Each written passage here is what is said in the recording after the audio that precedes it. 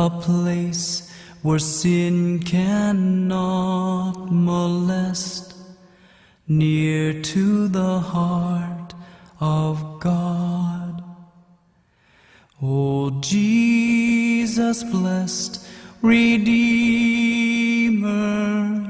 sent from the heart of God, hold us who wait before thee, near to the heart of God.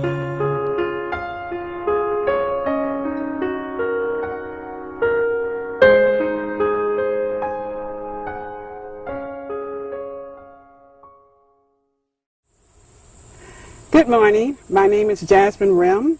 This is my husband Thomas Rim. We are Outdoor Education. That's our ministry. And we're going to talk today about some wild edible plants that are out this time of year. We're in the fall of the year or near the fall of the year, where a lot of plants are, beginning to die, but there's still plenty of food. So we're going to be walking around the property and identifying some of the wild edibles that are out here. In the fall of the year, you're not going to find as many flowers and things that you would find in the spring and summer. However, there are still berries, there are still some leaves and some flowers, and there's roots that we can also eat. So in a few moments, we're going to take you around and just show you what we have out here.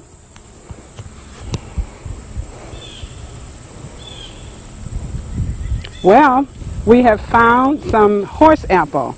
This is available this time of year. Normally, it's in the tree, but you'll begin to see them falling out on the ground. And they'll start falling, and there'll be several dozens all over the ground. And that's usually when they're ripe. But this here, many people look at it and think that, they play with it and throw it at each other. But this is edible. In fact, for about 3 years, I kept telling my husband that I believe it was edible, and I did a little research. And finally, we figured out how to cook it. And what we did was chopped it up, like he's going to chop it. Not in my hand. I'm going to chop it once more. Okay. Yes. If you look on the inside, you see the little seeds. What we did was chopped it up about 4 times, and then we boiled it in some salted water for about 30 minutes. And what did it taste like? Butternut squash. It kind of had a squash taste to it. It's a little sticky. When you look at this, you feel the milk, but once you start boiling it with the salted water, all of that goes away. So this is called horse apple. Another name for it is Osage orange. Osage orange. That's the name most people know it by, Osage orange. It's used mainly, the bark of the tree and so forth, it's mainly used for as a border for fences, a fence border. But this fruit, which is about September, is when it's ripe. It's excellent to chop up, boil in salted water for about 30 minutes, and then eat it like squash. Native Americans used to take the young bark and make bows out of them. They make excellent bows, and they're strong. Trying to cut it with a commercial chainsaw, you wear out many blades. So that's one of our first little wild edibles we found for today. We have another one. This is awesome. You see how sticky that is? We have another one that we found. This is called goldenrod. And as you see, the flowers, this is just beginning to bud, but it gets a nice yellow golden color. If you take the leaves and crush them and smell them, they have like an anise type flavor to them, anise, A-N-I-S-E. And they were used years ago when people would make cookies, candy, cakes, pies. This is what they use to flavor it.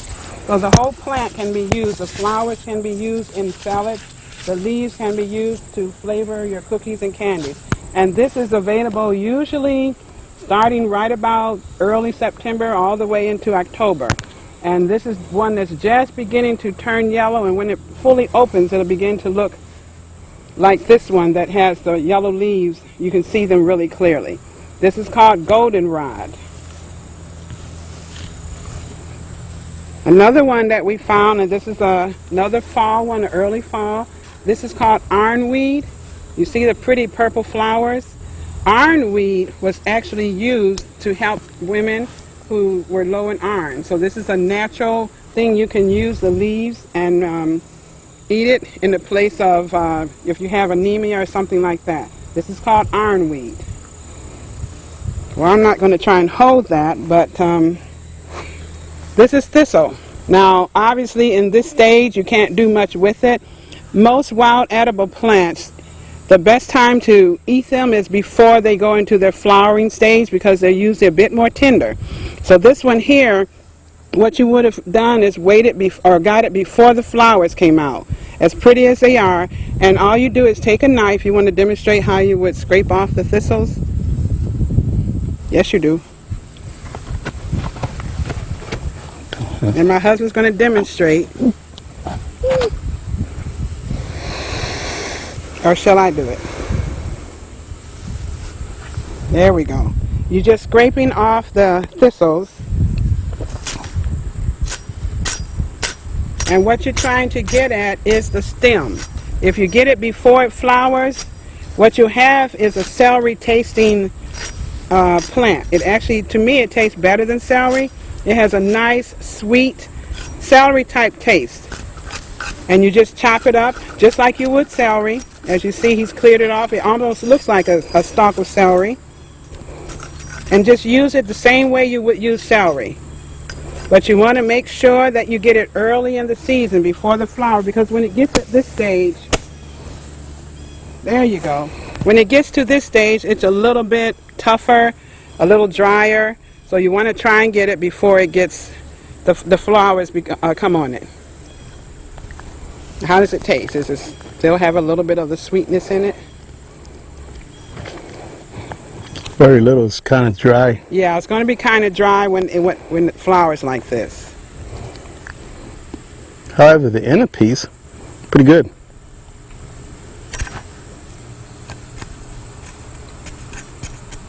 And this is called a thistle. There's many, many kinds of thistles. There's bull thistle, there's Canadian thistle, but all of them are edible. It's a little better once you get in inside. So see, it's a little bit tender, but if we had gotten it and harvested it before it flowered, it'd be much better, much sweeter, much more tender. Here we found clover. Now there's many different types of clover. There's the red clover, white clover, yellow clover, sweet clover, crimson clover. All clovers are edible. This is the white clover, and this is the one that pretty much stays all year round. The flower, we'll just pull that up, and the leaf are usually a little smaller than most of the clovers. I think we'll get, here we go. It's not a good one. Here's one. One of the ways you can tell a clover is because of the little white or silver chevron on the leaves. Very, very faint on some of them, but most clovers will have that. And as you see, this clover, the white clover, this is one of the first clovers to come up in the spring, and it pretty much lasts throughout the summer. Now later on in the fall, if we're getting into the fall, you won't see the flowers, but you will still see the leaves. The leaves are edible. You can use them in salads. You can cook with them, put them in your soup. You can eat the stems. You can eat every part of the wild clover, and they're very, very nutritional. So this is our clover, and just need to look for it in your grass. Even if you cut it, you can still look. It grows pretty low, so you don't have to worry about ever getting rid of it, because as you see, it grows so low to the ground, unless you cut it really, really close, you're still going to have clover leaves. So clover leaves are edible and highly nutritional. Here we have grass. I'd like to interject this. 2 Kings, the 19th chapter, verse, I believe, 26. It tells, or 29, it tells us about King Hezekiah, king of Israel, how they were surrounded by Sennacherib and enemy soldiers, and the Lord, and they had just prayed to the Lord. He told them not to worry about them. He would handle, he would take care of it. And he gave them extra information. He says, for 3 years, whatever comes up, you eat. On the 3rd year, you plant, and you'll be all right. Now, the word says a new thing happens. As time went on, we read about King Nebuchadnezzar, who he got caught up in himself, and for 7 years, he ate grass, just like the cows and the animals of the field, all kind of grass. All grass is edible. Doesn't matter. The seed, the leaves, the stem is all edible. It will sustain you. You can make soup out of the seeds, and if the leaves are very tender, you can eat it as is. If it's a little rough, you can always cook it. You can bake it. You can fry it. There's a lot you can do with grass. And for your information, from the stem up, some people would say that only the white part is edible. However, from the white part to the green part is edible. All right, we found another one here. This grows low in the grass. This is horse nettle. It's in the nettle family, and if you look at the stem and under the leaves, there's a lot of little thorns on it that do stick and sting. It's not ready yet. What part grows? Grows a yellow berry, but before the berry, there's a kind of lilac-colored flower which will develop, and after the flower dies, then the berry comes, and when it's orange, a good orange-yellow color, you can cook it, and it's actually edible. So this is called horse nettle, and it does have little hairs like stinging nettle, but this is the horse nettle. Here we are. We found some passion fruit. This is actually one of my favorite wild edibles. Even though we don't see the flower right now, if you look carefully at the leaves, you can identify it by looking at the shape of the leaves. It has 3 lobes. Every single leaf is like that. Now hopefully we'll find one that has the flower on it, but this passion flower or passion fruit is actually the passion fruit juice that we drink in any store. It's delicious, and the flower has a beautiful purple lilac color to it. So we're going to look for the flower. Hopefully we can find a flower a little later on. But if you look at the leaves, this is the leaf of the passion flower, and they're very distinguishable.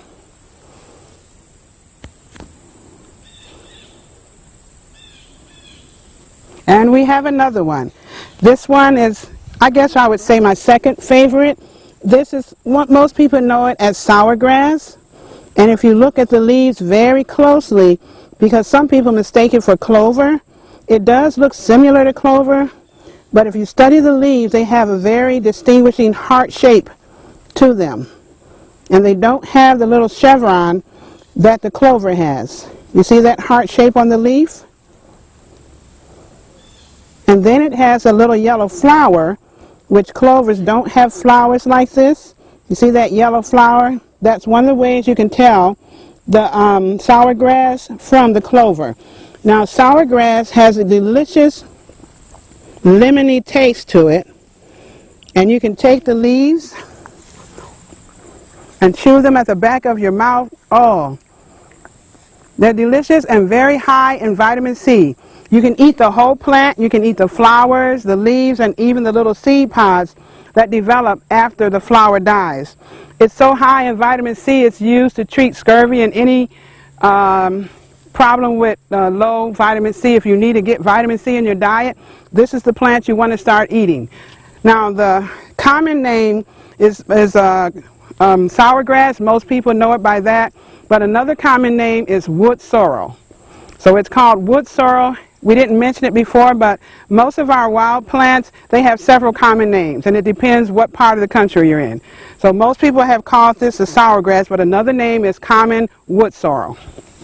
All right, we're along the tree line now, and if you'll notice, different plants grow in different places. What we saw earlier, we found about 3 different plants, but they were all growing in the sunlight. Now we're along the tree line, edges of the woods, and we see some more goldenrod growing, and this one is just at the stage where it's about to get really golden colored. And this is a good stage to get it because it's still kind of mild in taste. And you look at the leaves, these are the leaves that have that wonderful anise type flavor to them. The one that we talked about earlier, using in cookies, candy, cakes, and so forth. And we're going to move on down. We see these leaves up here. Here we have wild grapes just growing up in the trees, and a vine that's taking over. And as we go up higher, we see them a little bit more to the left. We'll see the actual grapes. And my husband's going to cut down a few. These are actually not going to be as sweet as the grapes that you see, you know, in the store. Let's see if we can find better ones. Those up there, they can see them a lot better. Here's a little bit here. They're not sweet. They're not really bitter. They're probably much, they're actually kind of good. If you kind of like that bitter sweet taste, they're not bad, but usually these are even better after a good freeze. So you look up here and you see a whole bunch of them. All you need to do is take these and add a little sweetener to it, and you'll have a nice, delicious grape jam or grape jelly. So this is a nice little bunch here. My husband's going to chop it down.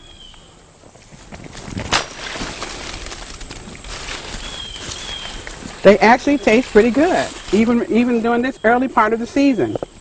See, we got a whole bunch of them here. You want to taste one? They're not bad at all. I thought they would be they're nice and juicy. And usually have 1 or 2 seeds in them. But they're nice and red. They taste pretty good. Not bad at all. All you need to do is add some sweetener and you make a delicious jam or jelly. So this is our wild grapes. Now a lot of times you'll find muscadine growing wild too. We just haven't seen those yet. We're still along the edges of the woods, and we found this very, very large hickory tree. If you look between the leaves there, you see the little hickory there.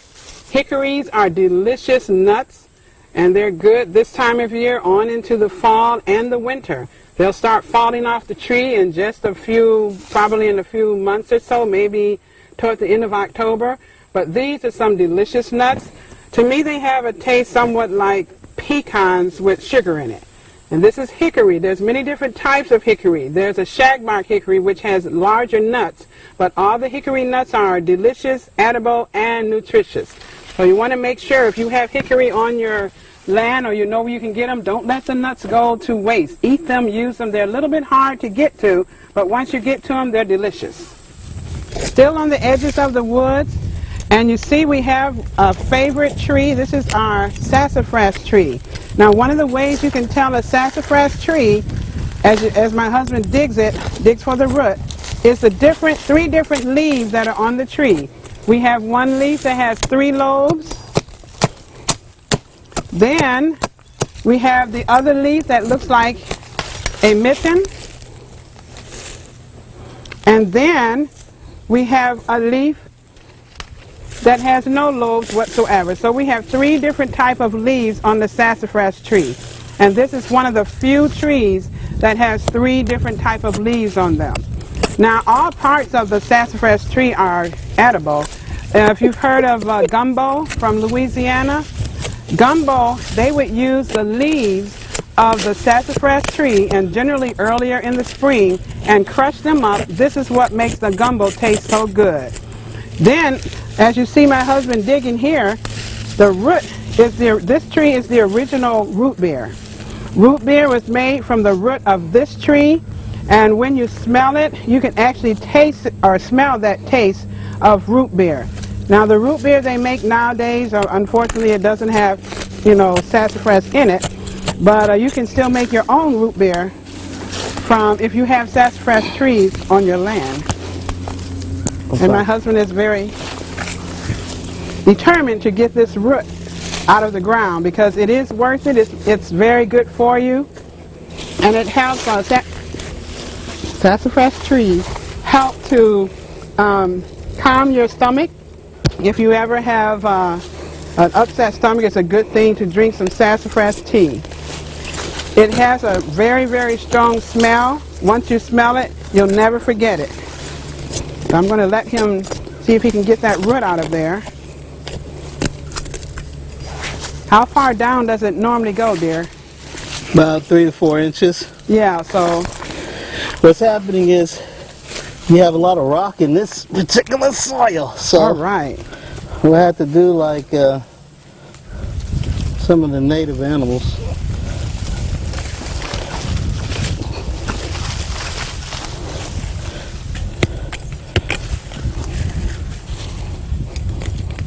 I didn't bring my shovel. But if you get a small part of it, that'll be worth it. Okay. Now, when you use the root of the sassafras, you actually would boil the root until the water is a nice rusty color. And remember, you don't have to throw it away after that first boil. You can actually boil it until the water stops turning a good rusty color, and you'll have a very, very delicious beverage. And it's good to use this, especially in the fall of the year. And that's the good part of it. You can use it all year long, but the fall is a good time to dig it as well. Looks like we're almost there. I need you to back up some. Okay, we're going to get out the way. He may have to kind of drag it out of there. Looks like it's trying. There it goes. It's coming up. Whoa. There it is. There we go. Now let's see. Let's get a good smell of this. Ah, yes. That's the delicious smell of the sassafras tree. And from here on down, this root is what you would boil. And once you put it in the water will turn rusty color. And I've used it sometimes up to 4 or 5 times, just using the same root. And once the water stops getting that nice rusty color, then it's time to get rid of it, to throw it away. But this is a sassafras tree, and one of our delicious beverages. This is the original root beer because it was made from the root of the tree. All right, we had another thing we wanted to mention about the sassafras root, which I kind of found out about recently. If you take this root and chop it up into little pieces, you don't even have to use the whole root, just maybe about that much. If you have a problem with fruit flies, just take pieces of the root and put it around your fruit. They will not come and bother it. So this is a fruit fly deterrent. And besides that, it'll leave your kitchen smelling really nice and fresh if you like root beer. Oh, it smells so good. Now you can take the outer bark of the root beer or the sassafras tree, and it has another flavor or another smell altogether. It smells more like the leaves, which is an orangey type smell. And smell that. It has a different smell. Yeah, the stronger smell is in the root, but yeah, it has a different smell. The closer you get to the root, or the bottom part, the more it'll smell like the root beer that we're used to. But it has to come down. Yeah, you have to get close to the bottom. But the root, what's in the ground, is what's going to really have that root beer taste to it and smell. Still on the edge of the woods, we found some perilla here. And another name for this perilla is rattlesnake weed. The reason is, you see the flowers here, these little tiny flowers, and if you look up close, they kind of have a light lilac colored purple color to them. Well, after these flowers die, this pod or all these little flowers here are going to be very dry, and if you brush up against them, they actually sound like a rattlesnake rattling. So that's one of the reasons. The other name for this is rattlesnake weed. But the perilla, this is an edible plant. It's in the mint family, and all mints have a square stem. So this one has a square stem. It is in the mint family. It's hard to see it. This plant here is used by the Asians in many of their stir fries. It's called, the name they use it, call it under is shishu. It's spelled S-H-I-S-O. If you go to an Asian market and ask them for shishu, this is the plant that they'll use. They take the leaves of this plant, and it actually has a strong minty taste. kind of have a purplish color. Sometimes it's much stronger than this on the bottom. But this plant can be used in stir fries. You can actually eat it fresh if you like the taste. And my husband and I, when we were rangers, we actually used it as an insect repellent because it is a mint. And all you do for that is crush it up. And sometimes when we would forget to get insect repellent, we would just stick it in our sleeves or in our socks, and it would keep insects away. So shishu is edible. It's good as an insect repellent. The actual name that most people know it is perilla, and it's good and excellent tasting in stir fries. We'll step over here a little bit to this tree here. If you look, oops, well, here's the leaves. You can see how they are compound leaves. This is one of the many sumacs. There are sumacs. This is the smooth sumac. The berries right here in this tree, if I can get to them, are edible. This here, you just take the berries around this time of year. These are not ripe until September, October. These are very ripe. You see, if you can look at it a little closer, you see the little shine on the berries. The important thing about sumac is to get them before it rains too much. Because if it rains too much, it'll wash off all that acid that's actually tastes delicious, makes it have that wonderful lemony taste. Yeah, they're pretty good. Now, another name for sumac is wild lemonade or Indian lemonade. And you can actually make a lemonade beverage out of this. All you do, there's two different ways to do it. One, you boil some water and then pour it over the berries and let it steep for about 30 minutes. And some people prefer to do it with just cold water. They just take these berries and stick it in cold water for about 20-30 minutes.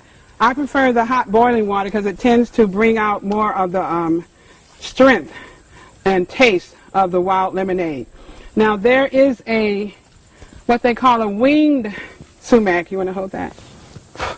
The winged sumac kind of has little wings in between the stems of the plant. As you look carefully at this one, it's just totally smooth. It has a smooth stem. This is the smooth sumac. Now we're going to walk a little bit over to another one of my favorite, I guess I have several favorites, favorite trees.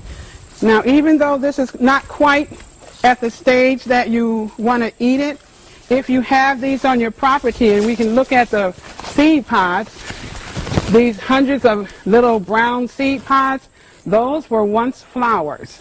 And in the early spring, if you have one of these trees on your property, watch for it in the early spring. I would say around April. What happens is before the leaves even come out, you're going to have thousands upon thousands of little pink flowers. And that's when you want to eat it. You want to eat those pink flowers when they open up. You can eat them raw, put them in salads, just eat them right off the tree. They're considered a good trail nibble. And they're very sweet, not like a honey sweet, and delicious.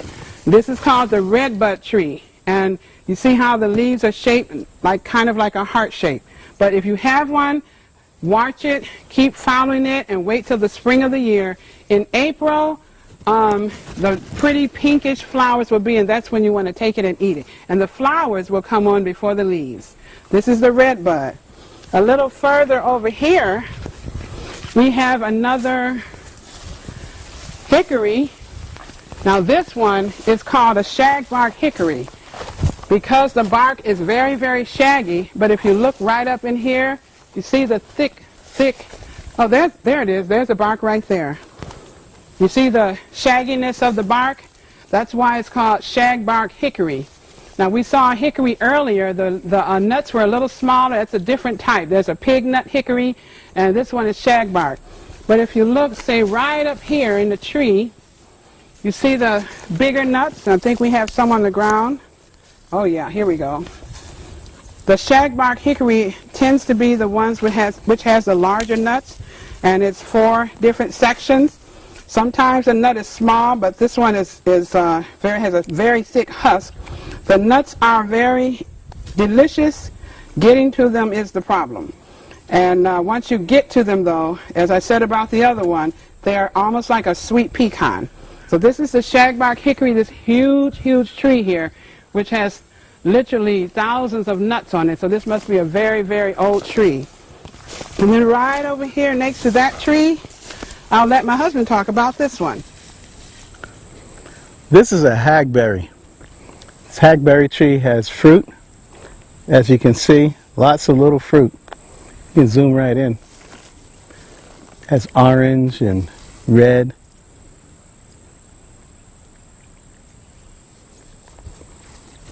All this is edible. All the fruit is edible. And it tastes great. If it's your first time, don't expect it to be a full fruit. The seed is about as large as the fruit is on the inside. But you can take it and peel off the skin and suck the internal parts. It's good stuff. And then if you want to, you can chew the seed. Can't hurt you. All this is hackberry. It may take a load, a whole basket full to feed you, but it's worth it.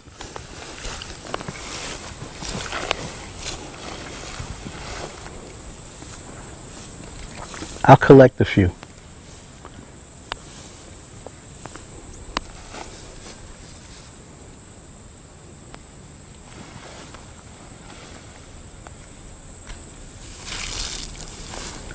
It'll be ripe for you all winter long. Fall and winter. So you got something to eat on. Oops.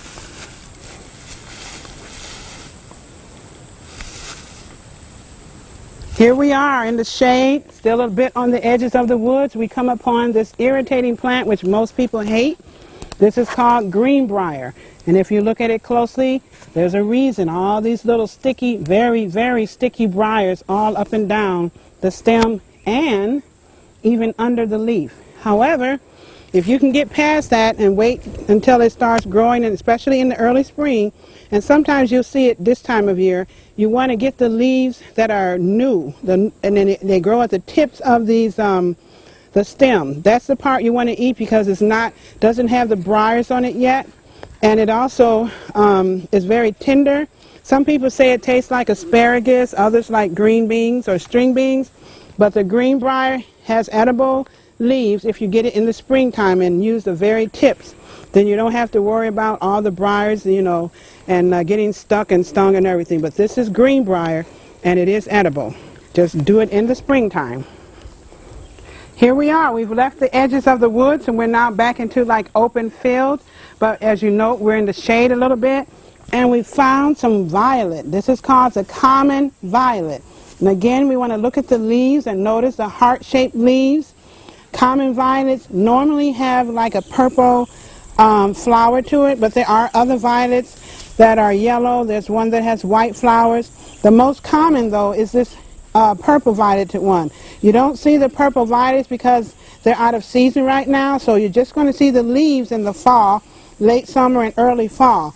And the leaves are still edible. The leaves are also high in vitamin C, and they also are used if you want to make like soup thick. You can use the leaves for that. Now, a lot of people take the leaves of violet and actually put it in their sandwiches in place of lettuce. So it has a very, very mild taste, and if you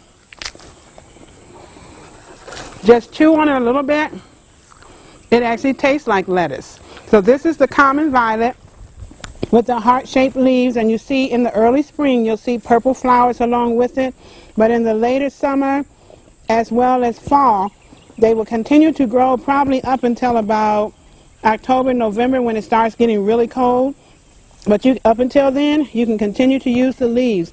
They don't have a bitter taste at all. They're very, very mild tasting and high in vitamin C. This is the common violet. Back in the sunshine, and now we're along a fence line. We're back to showing you some of the passion fruit, but thankfully we found the actual fruit, and looks like we even found a flower, even though it's kind of closed up. You can kind of see it is closed up a little bit because in the sun they tend to close up. This is the passion fruit flower, And here we actually have the fruit. We can try to pull this up here so we can see it. There it is. It's hanging right there. It looks about the size of an egg, but it's not ripe yet. You don't want to eat it at this stage. This is just beginning to form. When it's ripe, it's going to be an orange or more like a yellowish, crinkly color. We'll walk a little bit down the fence line now. Passion fruit will grow in open fields in the sun. It just likes to also trail along a fence line. But right here, my husband has gathered several of them. And it looks like we got some that are ripe. Oh, water. This is a good ripe one right here. This is pretty much how it needs to look when it's ripe. And for passion fruit, they don't really ripen until about October. You may find a few. Now we're going to open it. Just open it up. Ooh, yeah. And that's what it looks like on the inside. It has a wonderful, wonderful smell. Normally, and the seeds, and you see they're kind of encased in this gel-like substance. What part do you like to eat? The gel. The gel. This is actually what they make passion juice from. And you just can eat the whole thing and just swallow the seeds.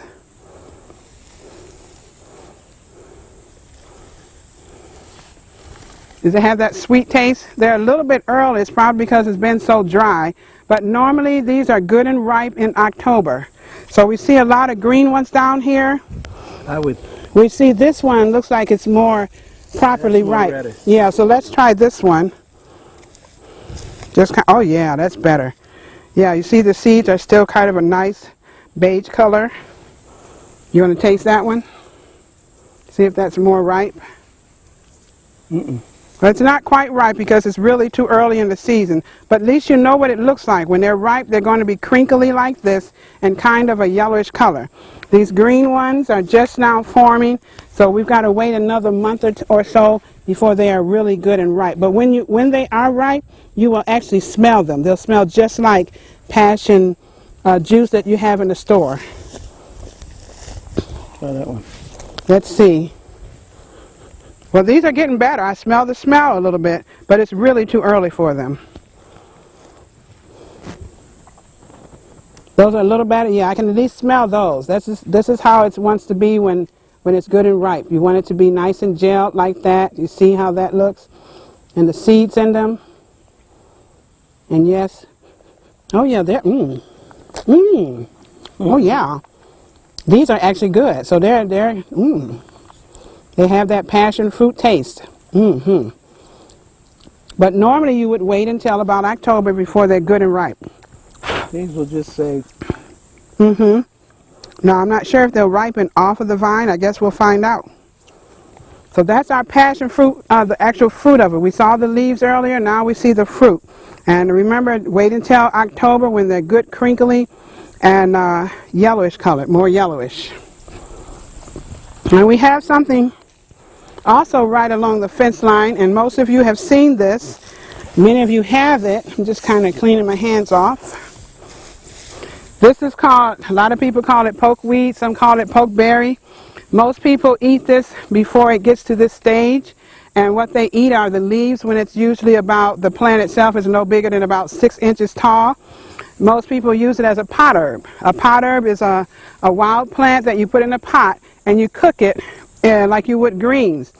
And usually because these plants are wild and like poke salad, you may have to cook it in several changes of water. Now most people believe that the berries are highly poisonous. In the research that I've done, the old folks would actually use these berries in pie. See these little berries, pretty little berries? And they actually don't taste bad at all. They kind of taste like a grape, one of those deep purple grapes. Now, I wouldn't take and eat this whole little bunch right here. I'd just eat one or two. This is my second one for the day. They used to make a wine out of this. They also used to make pokeberry pie. So that's why I decided, let me do a deeper research and see if you can actually eat it. You saw I just ate one, and it doesn't taste bad at all. And it actually tastes kind of like a deep, dark, regular grape. And that's the pokeberries. And the leaves, it's a little old to eat the leaves of the plant. You want to get it earlier in the spring, but this is full of berries, as you can see. All right, we've come upon a nice crab apple tree. A lot of people didn't realize you can eat these delicious little apples.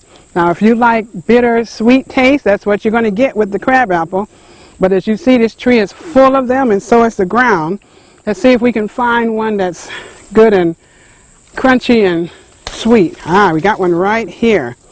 See, they don't get very big like regular apples, but they still have that apple taste with a little sourness to it. Let me see. And the inside is a nice red color, and without using food dye. This is the natural red color of these crab apples. Looks like they're all pretty much ripe, and many have already fallen to the ground. And if you look, you can find some good ones on the ground too. They would make a nice jelly or jam or even a syrup, and probably a good apple or crab apple pie with the right sweetener. This is our crab apple tree. Yes, crab apples are edible.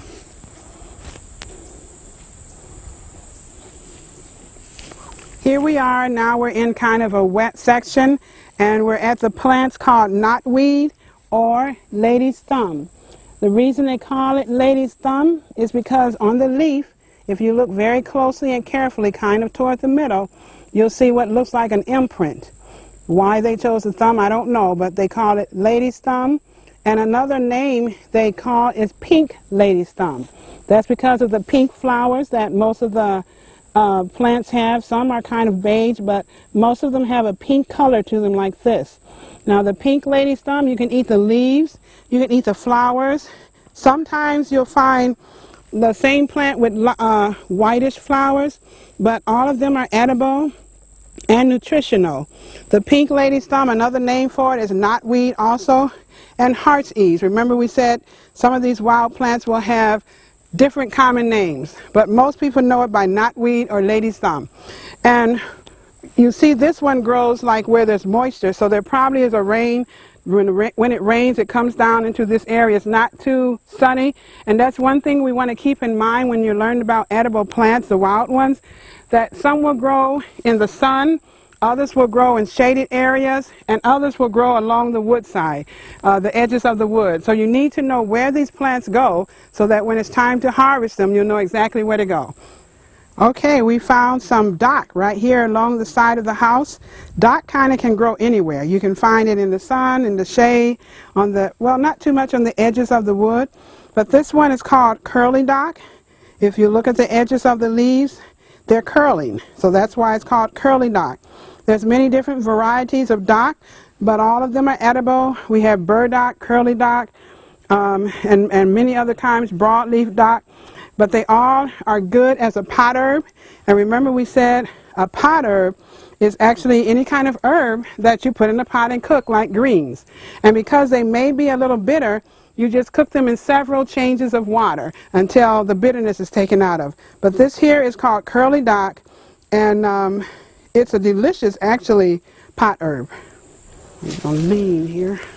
It's the same thing. Well, maybe not. That's not dogwood. No. That's No, not. that's definitely not dogwood. It looks like spice bush for sure. Yes. Wait a minute, I believe it is. Oh. Try the berry. The leaves. That too. I think we have found spice bush. Yes, Yeah. it is. All right. It's spice bush. Sorry about that. Get a bigger one. Get a bigger one. Okay. Yeah, this is it. I know spice bush when I see spice bush. Yes. We have been looking for these for like years. Because the birds love them. There you go. This is spice bush. It's a lot of them. Let's see. Yep, this is it. Yes. Oh, yes. Oh, yes. This is spice bush. And the reason it's called spice is because it smells just like spice. Similar to goldenrod, it has that same kind of smell, and it's the berries, even though the stems and the leaves are also edible, but the berries is what they will use. You see that nice black seed in there? Now I know some people will take the berries and put the whole berry with the seed in the freezer and grind it up to make spicy cookies or candy. Some will take time to take the berries or the seeds out and just use the skin, which is pretty much what's left. And we're going to look at the stems. This is another thing that's also edible about it. If you take the stems of it, you can also smell that nice spicy smell of it. You look at the leaves, you can see how they grow, so you can identify it before the berries come on. But all of these berries, the leaves, the stem, and the berries of the spice bush tree are edible, nutritious, and delicious. And the berries can be eaten right off the thing, though they kind of have a strong taste to them. But they are not a hot spice. Yeah, it's not a hot spice. This is the spice bush tree, and this is the time of year. Now the birds love them, so when you see it, you want to get it, because in another week or two, the birds will have eaten them all. They love them. Got some more? Great. All right. Okay, we're going to save these.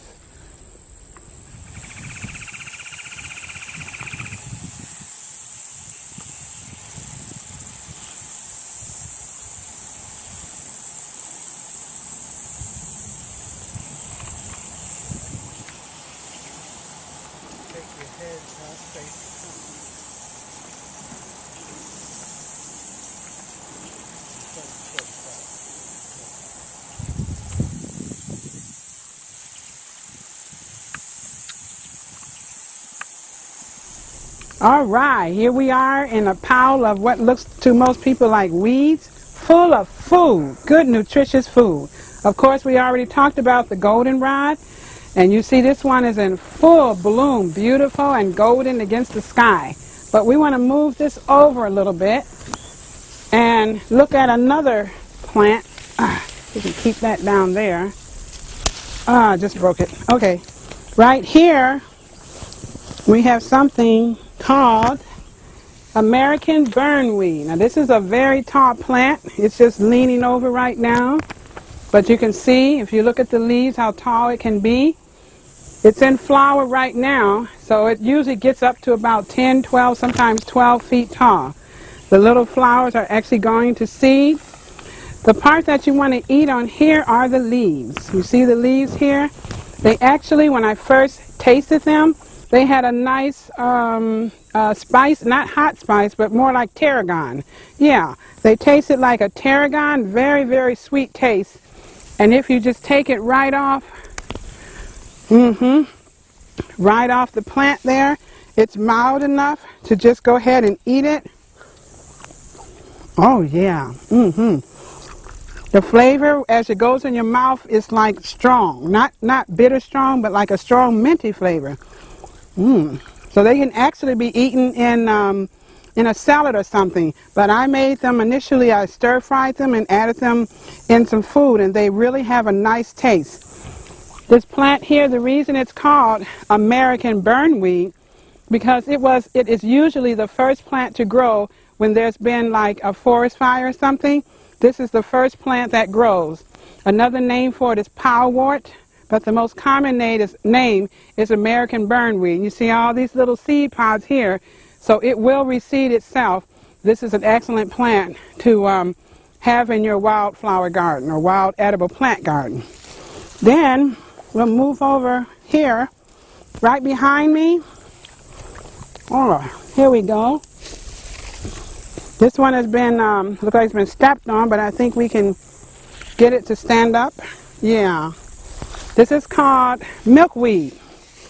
The reason it's called milkweed, if you see, watch me break this little leaf off here, and immediately little milk comes out. Now that milkweed, you see it's about to drip. Look at there. And it's still in the stem. It's in the stem also. Nice little, looks like Elmer's glue. Now, we learned that you can actually use this as a glue. We took a piece of paper, stuck it inside between it, closed it up, and in about 20 minutes it kept it sticking just like Elmer's glue would. But this plant is edible. All parts of this are edible. You can use the leaves like you would stuffed cabbage. Now this plant is a little bit old, so if you're going to use this kind of plant, you definitely want to get one that has leaves that are, a little bit younger and don't have so many dark black and brown spots on it. But this is just to give you an idea of what the plant looks like. It has many different parts. It usually has a pod on it. We don't see it right now. It's kind of in the older stage. But this will self-seed. It will grow. And every year it comes back and you'll have this place to be full of little milkweed plants. It has a flower, which I don't see any right now, but the flower has a delicious exotic drink that tastes like no other drink I've ever tasted in the wild. And you have to pick it at the right time of year. So this is milkweed here and American burnweed there. And you look to the right, your right, my left, you see all of the poke salad berries, as well as another more of the goldenrod.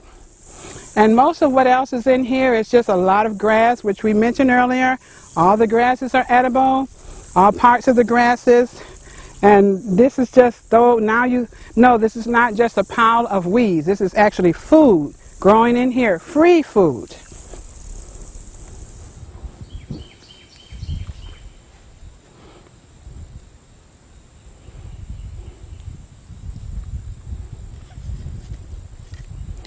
Wow, as we stand here, kind of finishing up our wild edible plant walk, I'm looking at the flowers here. This is something called crown beard.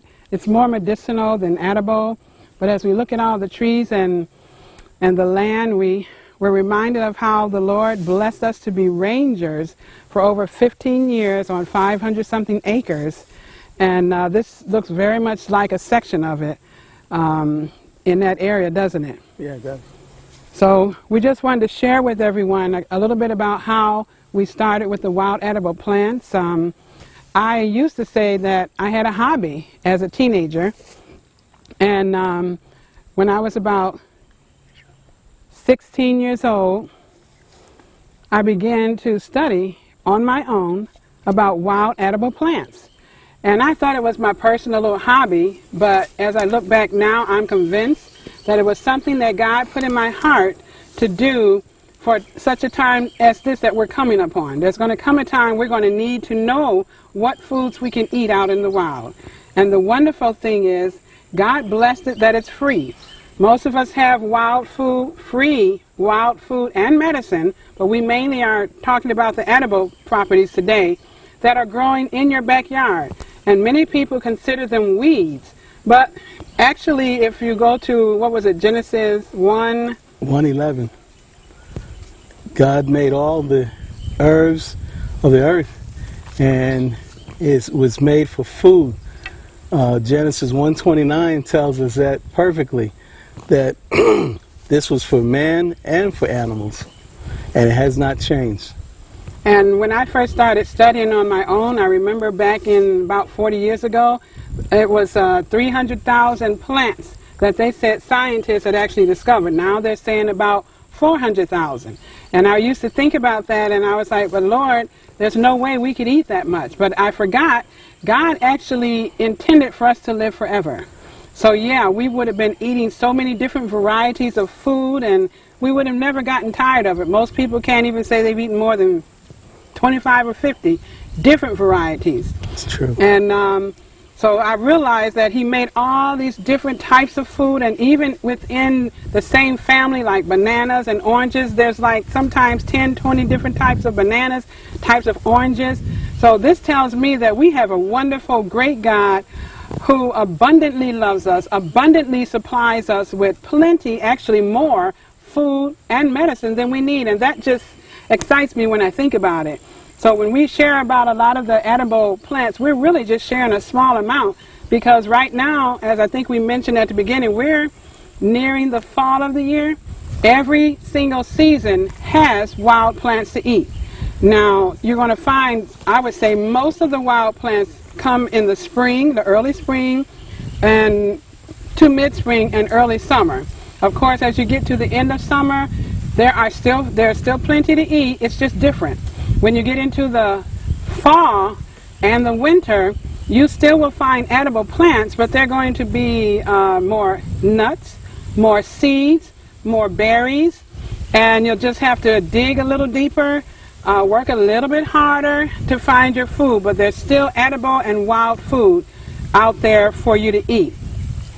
Some people may think that the only thing these herbs are good for is for food or medicine, but you can also use it as a shelter.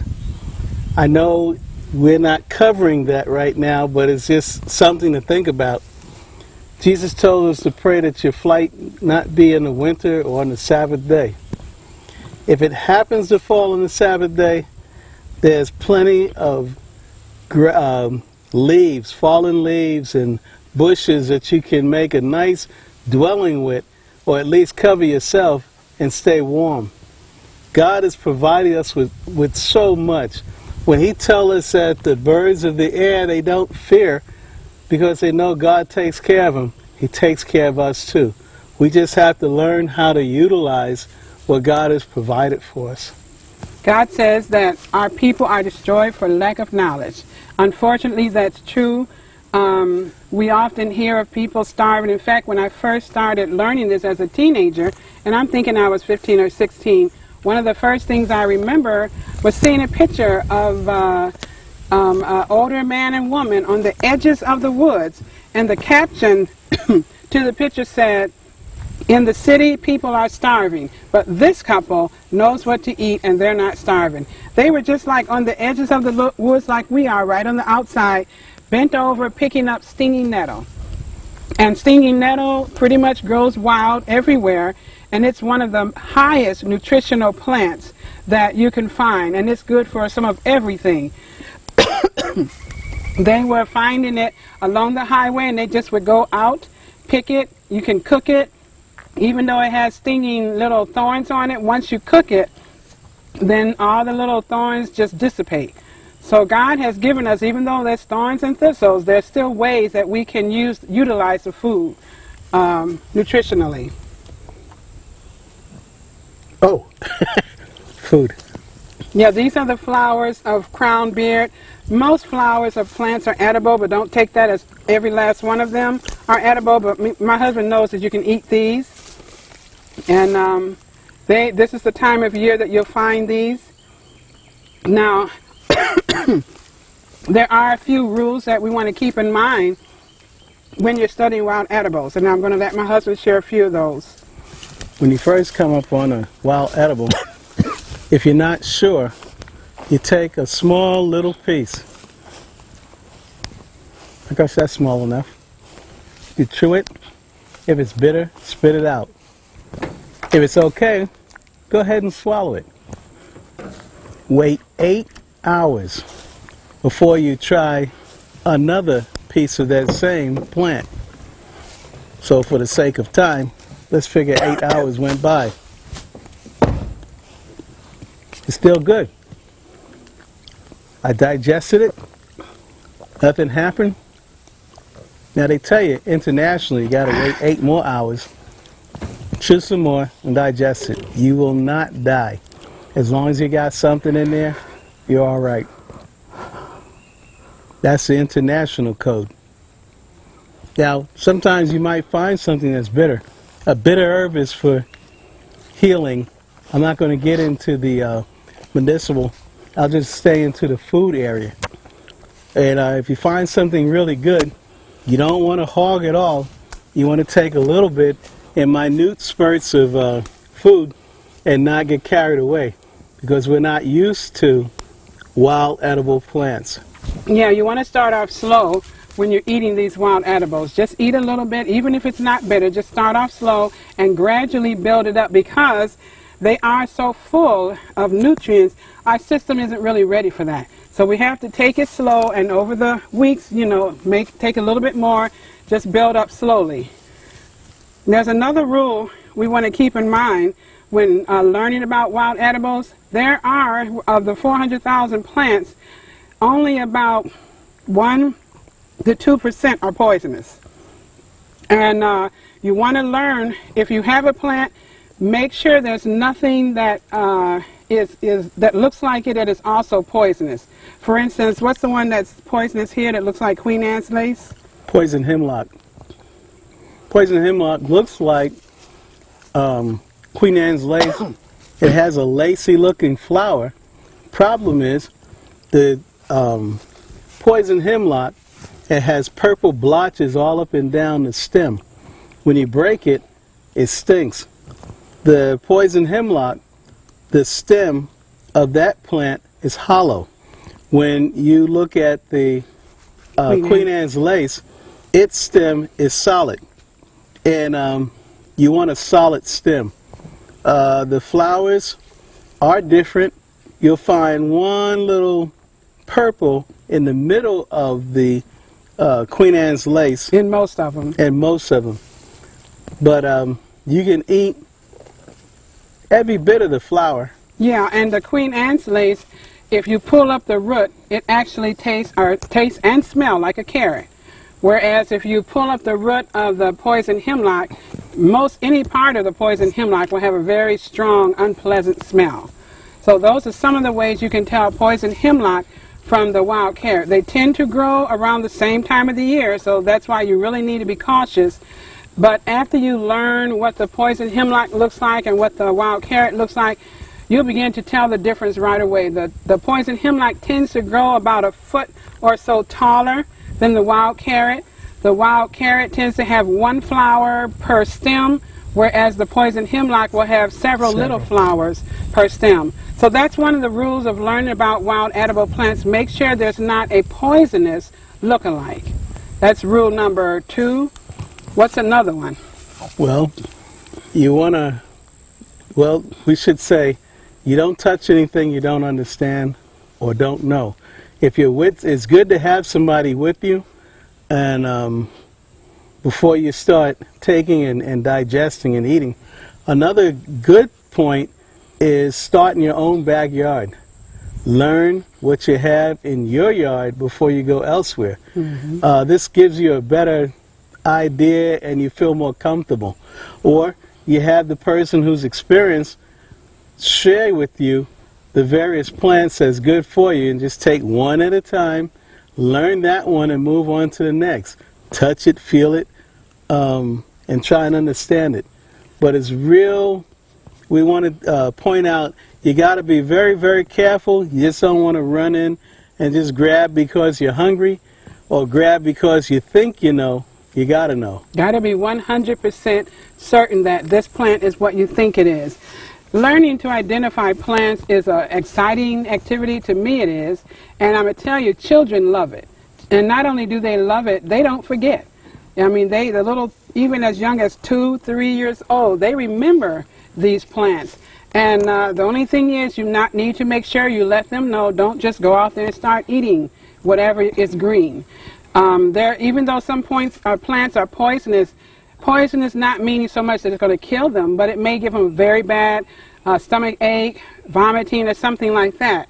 So you want to make sure, as my husband said, that you have someone with you, or you yourself are certain. You want to, if you start in your backyard, which is an excellent place to start, just make sure you can identify 100% certainty all of these plants that are in your backyard. And when you go outside of your backyard, pretty much you'll find some of the same plants. You know, they may be a little bigger or somewhat different, but find out what's in your backyard, then venture out into parks and eventually into the woods. This would be a wonderful Saturday afternoon activity, or you and the family. Yeah, weekend activity just for you and the family, or even taking the church out, you know, finding someone who understands this and knows it, taking the church out and learning, because one day just learning what to eat may save your life. Remember the Waldenses? The Waldenses survived off of wild red clover. Mm-hmm. It was a good thing, because if they were being chased or the authorities were trying to come after them, wherever they were hid up or hidden, and the authorities would try and pinpoint where their food source was, if they seen rows and rows of corn, that would have been a big giveaway. But they seen plenty and plenty of clover, they thought nothing of it.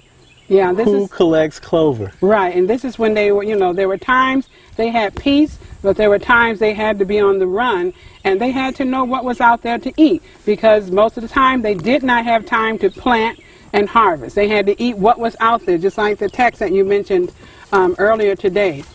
Another thing that we're learning is about the trees. Now, when I started learning about wild edibles, I mainly was looking at plants that, you know, grow along the ground, maybe bushes, but I didn't focus too much on the trees. Just for the last couple of years, actually, we've been focusing on trees, and I was so pleasantly surprised to find in the Bible, I think it's in Deuteronomy 19, 20, chapter 19, verse 20, where it talks about what does the Lord say about trees and war? In trees, well, trees and war, Wartime. he told the children of Israel not to cut down and make weapons out of fruit trees, because it was food. You're going to need it. He said if you're going to do anything, the trees that are not bearing fruit, that's what you use. But any fruit trees, that's food. Leave those alone. And he said any trees that, even if they weren't fruit, maybe they're, well, nuts, but any kind of trees, he said, that had food that we could eat, don't cut it down. Now, you would think common sense would tell people that, but, you know, sometimes, especially in wartime, you're in a frenzy. Situation. Yeah, and you just want to get this thing built or do this thing, and you just chop every tree you see. But God specifically told the children of Israelite, make sure the tree that you are cutting is not a tree that you can use for food. I thought that was another example of God caring for us in the minute details that, you know, we don't think about. And he also mentions in the Bible, and I think it's in that same chapter, Deuteronomy chapter 19, where he says that the tree is the strength of a man. So, you know, now we've started really looking into trees. We showed you a few trees today, but there's many trees, a lot of the trees that we are discovering which are used as landscaping trees are edible and medicinal. And many of you see them this time of year, like the crepe myrtle. Crepe myrtle is a tree that is used mainly as a landscaping tree, I know in the south here, but it has edible and medicinal properties. Another one is ginkgo. Many people have heard of ginkgo. This year, no, was it last year or year before, when we were teaching as rangers for 15 years, we didn't have one ginkgo tree on the land. But we found some place that had ginkgos, and then we found the seeds and the fruit. Most people, all they know about the fruit that falls from the ginkgo tree is smells bad. That it smells bad. And I have to agree, it does kind of have a bad smell. But then we went and found out how to actually get the, it's not the nut, but it's inside the nut, is a beautiful emerald fruit, which has, what did it taste like to you? I want to say like a nut. Kind of like a nut. It's beautiful looking. It's emerald color, and it's not so, it's like a bean, a cooked bean, and it just has a delicious taste. Now the Asians I know use it in their with rice, and so we made some for the first time last year, and it's fun just cooking it because it actually pops out of the little shell like popcorn. And once it pops out, then you're able to take the little green emerald looking fruit, and you can add a little seasoning to it or something. So I'm telling you, I'd say it's more of a nut than a fruit.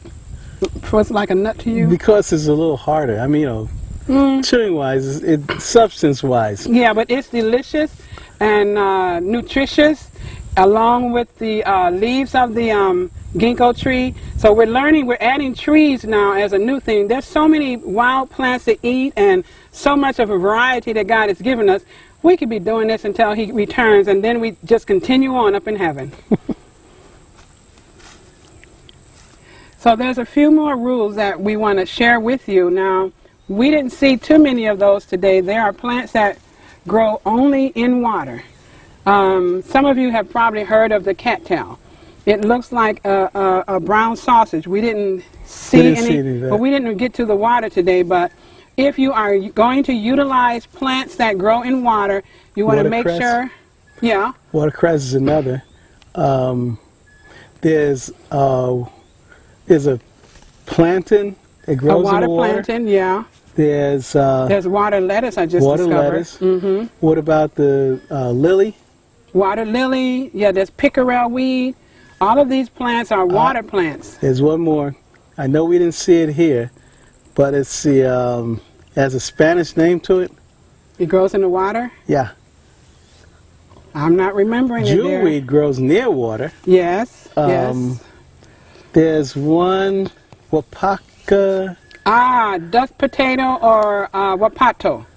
This one grows kind of in like muddy water, and it has a little potato type edible root to it, and that's why they call it duck potato. We discovered a lot of that last year, or was it year before? Yeah, because I had to go in and get it. The point we're trying to make is we don't have an area where we can get those, but if you do harvest edible plants, wild edibles that are in the water, you want to make sure that the water source is clean. Okay? You want to make sure that it's no runoff or anything like that. And even if you do utilize plants from the water, there's a way that you can actually sterilize it or clean it so that you make sure you're not going to cause any harm to yourself. Right, because there's little creatures in the water, but God has made plants to help clean. So yeah, you just need to keep in mind, be wise in all that you do as you learn about wild plants. Just don't go wildly out there grabbing food and just eating it indiscriminately. We hope today that, you've got a little taste of the plenty of all the food that's out here for us to eat. And remember, the key word is free. This is free food, grows free on your land, and it's nutritious. Everything that's out here, you have all the different tastes from sweet, bitter, sour, bland.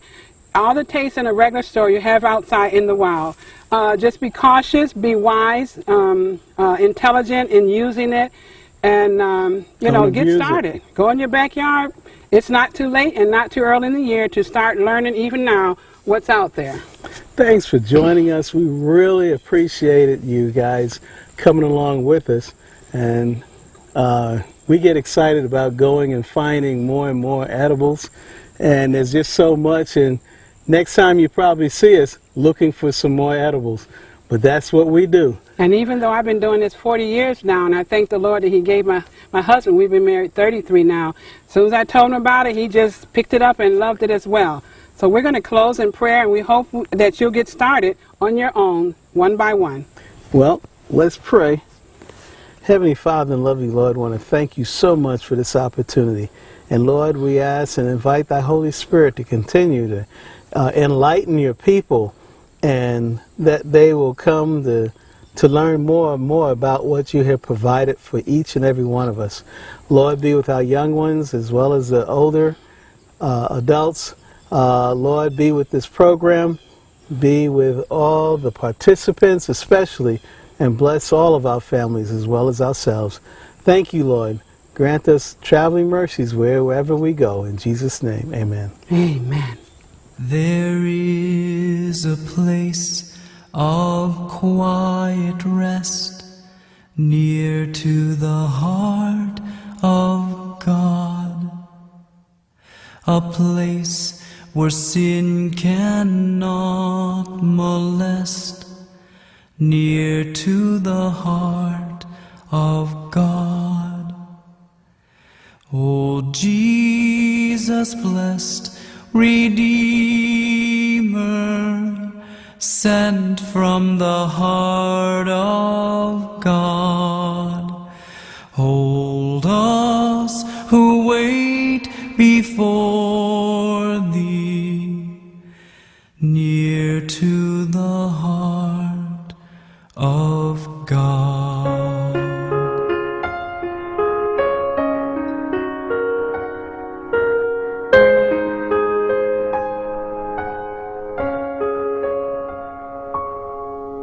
There is a place of comfort sweet, near to the heart of God, a place where we our Savior meet, near to the heart of God. O Jesus, blessed Redeemer, sent from the heart of God, hold us who wait before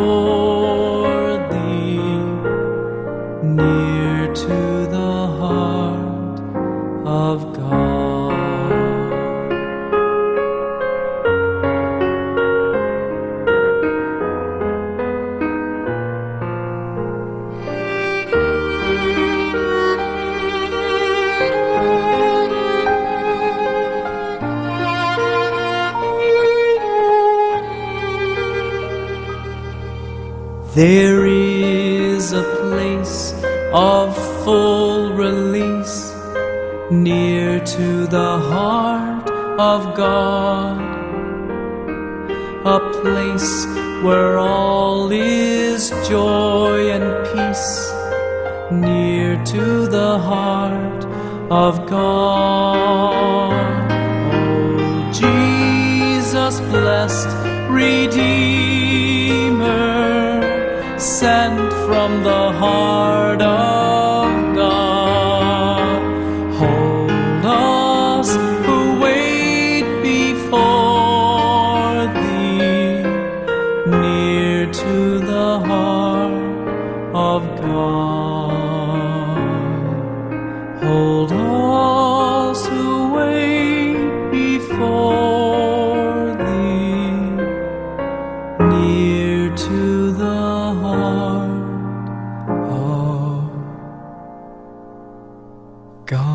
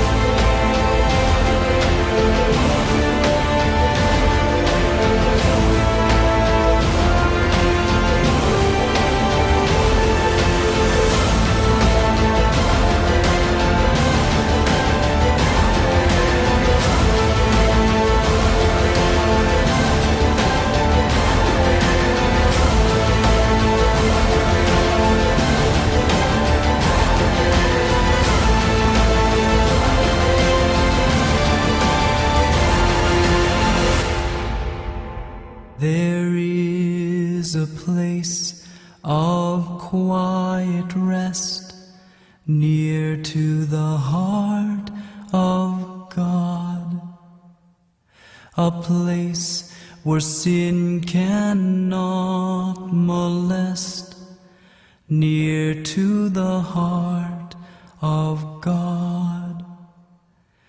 O Jesus, blessed Redeemer, sent from the heart of God, hold us who wait before Thee, near to the heart